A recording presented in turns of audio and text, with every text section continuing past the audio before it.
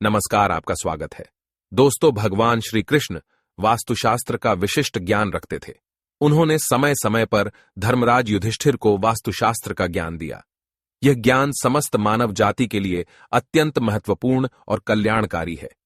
श्री कृष्ण ने 2 ऐसे पेड़ पौधों के बारे में बताया है जिनका भवन की सीमा में होना दुख एवं दरिद्रता लेकर आता है। ये वृक्ष घर के सामने होने से उस घर में निवास करने वाले लोगों की कभी उन्नति नहीं होती है। उन्हें हमेशा पराजय और निराशा का ही सामना करना पड़ता है। दोस्तों, वास्तुशास्त्र के अनुसार वृक्ष तथा पौधे हमारे भवन की सुंदरता को बढ़ाते अवश्य है, साथ ही ये वातावरण को शुद्ध रखते हैं। वृक्षों से सकारात्मक ऊर्जा का संचार होता है, जो हमारे जीवन के लिए अत्यंत आवश्यक होती है। वृक्ष नकारात्मकता को कम करके वातावरण को अधिक सकारात्मक बनाने का कार्य करते हैं। घर के सामने शुभ पेड़ पौधे लगाने से घर में बरकत आती है। साथ ही ये पेड़ पौधे कई प्रकार के वास्तु दोषों को नष्ट करते हैं। घर के आंगन में खड़े वृक्ष देवताओं के समान हमारे घर की रक्षा करते हैं।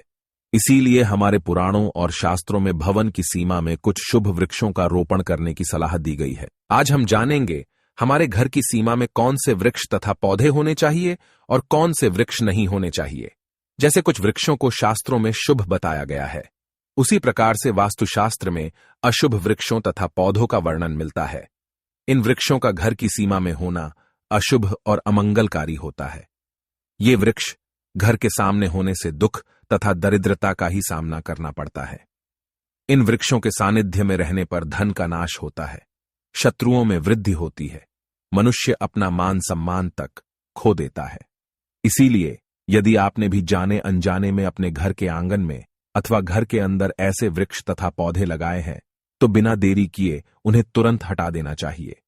तो चलिए जान लेते हैं मनुष्य को कौन से पेड़ लगाने चाहिए और कौन से नहीं। सबसे पहला है पीपल का पेड़। किसी जलाशय के समीप पीपल का वृक्ष लगाने वाले मनुष्य को जो फल मिलता है वह सैकड़ों यज्ञों के समान होता है। जब पीपल के पत्ते उस जलाशय में गिरते हैं तो वे पिंड के समान होकर पितरों को तृप्ति प्रदान करते हैं। इससे सभी प्रकार के पितृ दोष समाप्त हो जाते हैं। श्री कृष्ण कहते हैं, जो मनुष्य नित्य स्नान करके पीपल को स्पर्श करता है वह सभी पापों से मुक्त होता है और कभी पराजित नहीं होता है। पीपल को स्पर्श करने से लक्ष्मी की प्राप्ति होती है और उसकी प्रदक्षिणा करने से आयु में वृद्धि होती है। पीपल की जड़ में श्री विष्णु, तने में शिव जी और अग्रभाग में ब्रह्मा जी स्थित रहते हैं। सोमवती अमावस्या के दिन पीपल को प्रणाम करने से जो फल मिलता है वह 1000 गाय के दान के बराबर होता है। इस संसार में पीपल के समान कोई वृक्ष नहीं है। साक्षात श्री हरि इस वृक्ष के रूप में पृथ्वी पर विराजमान है। पीपल के वृक्ष को चोट पहुंचाना अथवा उसकी टहनी तोड़ना महापाप माना गया है।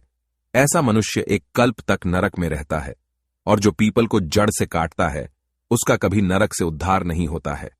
दूसरा है आंवले का वृक्ष। श्री कृष्ण कहते हैं, आंवले का फल समस्त लोकों में प्रसिद्ध और परम पवित्र है। आंवले को लगाने से स्त्री और पुरुष जन्म मृत्यु के बंधन से मुक्त हो जाते हैं। यह पवित्र फल भगवान विष्णु को अत्यंत प्रसन्न करने वाला एवं शुभ माना गया है। इसको खाने से सभी पापों से मुक्ति मिलती है। आंवला खाने से आयु बढ़ती है, उसका जल पीने से रोगों का नाश होता है और आंवले को जल में मिलाकर स्नान करने से दरिद्रता दूर हो जाती है और सभी प्रकार के ऐश्वर्य प्राप्त होते हैं। जिस घर में आंवला सदा मौजूद रहता है उस घर में कभी दैत्य और राक्षस नहीं आते हैं। एकादशी के दिन अगर आंवला मिल जाए तो संसार के सभी तीर्थों से बढ़कर फल प्राप्त होता है। अपने केश में आंवला लगाने वाला फिर से मृत्यु लोक पर जन्म नहीं लेता है। जिस घर के सामने आंवले का वृक्ष होता है वहां पर साक्षात लक्ष्मी नारायण निवास करते हैं। तीसरा है अशोक का वृक्ष। दोस्तों, पद्म पुराण के अनुसार अशोक के वृक्ष में अप्सराओं का निवास होता है। यह वृक्ष शोक का नाश करने वाला तथा निराश को समाप्त करने वाला होता है।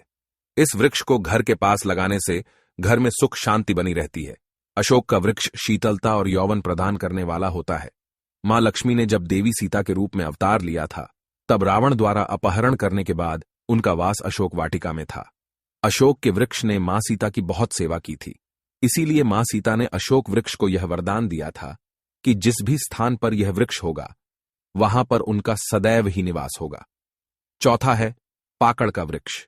पद्म पुराण के अनुसार प्रत्येक मनुष्य को पाकड़ का वृक्ष अवश्य लगाना चाहिए। यह वृक्ष लगाने से जो फल मिलता है वह महायज्ञ के समान होता है। कलयुग में मनुष्य यज्ञ नहीं कर पाएंगे, इसीलिए उन्हें एक पाकड़ का वृक्ष अवश्य लगाना चाहिए। 5वां है नियम का वृक्ष। पद्म पुराण के अनुसार नियम का वृक्ष लगाने से सूर्य देव प्रसन्न होते हैं। नियम का वृक्ष आयु प्रदान करने वाला माना गया है। इसे घर के पास लगाने से नाना प्रकार के रोगों से छुटकारा मिलता है।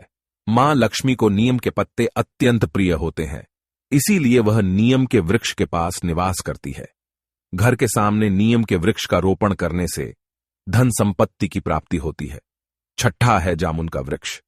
यदि कोई मनुष्य कन्या प्राप्ति की कामना करता है तो उसे जामुन का वृक्ष अवश्य लगाना चाहिए। पद्म पुराण के अनुसार जिस मनुष्य के घर के सामने जामुन का वृक्ष होता है, उसके घर में कन्या का जन्म होता है, जो कुल का गौरव बढ़ाती है। 7वां है बेल का वृक्ष। पद्म पुराण के अनुसार बेल के वृक्ष में भगवान शिव और गुलाब में देवी पार्वती का निवास है। इसीलिए अगर बेल के वृक्ष के पास गुलाब का पौधा लगाया जाए तो शिव पार्वती का आशीर्वाद प्राप्त होता है। उस घर में कभी दुख दरिद्रता नहीं आती है, उस घर में कभी अकाल मृत्यु नहीं होती है और कोई स्त्री विधवा नहीं बनती है। 8वां है नारियल का पेड़। नारियल का पेड़ लगाने से पुरुष अनेक स्त्री का पति बनता है। नारियल किसी भी धार्मिक अनुष्ठान का आवश्यक अंग होता है। यह अत्यंत शुभ माना जाता है। घर के आंगन में नारियल का पेड़ होने से उस घर में हमेशा शुभता होती है और उस घर के सदस्यों का समाज में बहुत मान सम्मान होता है। सुंदर पत्नी की कामना करने वाले मनुष्य को अनार का वृक्ष लगाना चाहिए। पलाश का पेड़ ब्रह्म तेज प्रदान करता है, इसीलिए इसका रोपण अवश्य करना चाहिए। वंश वृद्धि और संतान प्राप्ति की कामना करने वाले मनुष्य को अंकोल का वृक्ष अवश्य लगाना चाहिए। अगर मनुष्य किसी बीमारी से पीड़ित है तो उसे खैर का वृक्ष लगाना चाहिए। खैर का वृक्ष लगाने से बड़े बड़े रोग नष्ट हो जाते हैं। ये वृक्ष आरोग्य प्रदान करने वाला होता है। कुंद अर्थात मोगरे के पेड़ में गंधर्व निवास करते हैं, इसीलिए इस पौधे का रोपण अपने घर के पास करने से कार्यों में सिद्धि और शुभ फलों की प्राप्ति होती है। खासकर कला के क्षेत्र में काम करने वाले लोगों को यह पौधा अवश्य लगाना चाहिए। यदि किसी मनुष्य को चोर और लुटेरों का भी सता रहा है तो उसे अपने घर के पास बेंत का वृक्ष जरूर लगाना चाहिए। यह वृक्ष चोर लुटेरों को भयभीत करता है और घर की रक्षा करता है। चंदन और कटहल के वृक्ष पुण्य और लक्ष्मी प्रदान करते हैं। इन वृक्षों का रोपण करने से दुख दरिद्रता समाप्त हो जाती है। केले का पेड़ भी बहुत शुभ होता है और यह घर में सुख समृद्धि और खुशहाली लाता है। केले के पेड़ में भगवान विष्णु का वास होता है, इसलिए घर में केले का पेड़ होने से घर में धन की कमी नहीं होती है। हर श्रृंगार के पौधे को पारिजात भी कहा जाता है। इस पौधे की उत्पत्ति समुद्र मंथन के समय हुई थी और मां लक्ष्मी भी समुद्र मंथन से ही प्रकट हुई है। इसीलिए पारिजात के पौधे का बहुत अधिक महत्व है। यदि इस पौधे को अपने घर पर लगाते हैं तो आपको मां लक्ष्मी की विशेष कृपा प्राप्त होगी। मनुष्य को कभी भी ताड़ का वृक्ष नहीं लगाना चाहिए। ताड़ का वृक्ष संतान का नाश करने वाला होता है। जिस घर के पास ताड़ का वृक्ष होता है उस घर के संतानों की कभी उन्नति नहीं होती है। मनुष्य को कभी भी अपने घर के पास बहेड़े का वृक्ष नहीं लगाना चाहिए। इस वृक्ष पर प्रेतों का वास होता है। जो मनुष्य बहेड़े का वृक्ष लगाता है वह प्रेत बन जाता है। इसके नीचे बैठकर कभी पूजा पाठ भी नहीं करना चाहिए। सुंदर पत्नी की कामना करने वाले पुरुष को दाख का पेड़ लगाना चाहिए। अगर किसी मनुष्य को शत्रुओं का भय सता रहा है तो उसे केवड़े का वृक्ष लगाना चाहिए। यह शत्रुओं का नाश करने वाला होता है। तो दोस्तों, इस प्रकार से शास्त्रों में इन पेड़ पौधों के बारे में बताया गया है।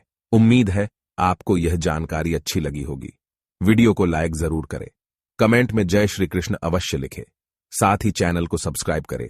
आप सभी का धन्यवाद।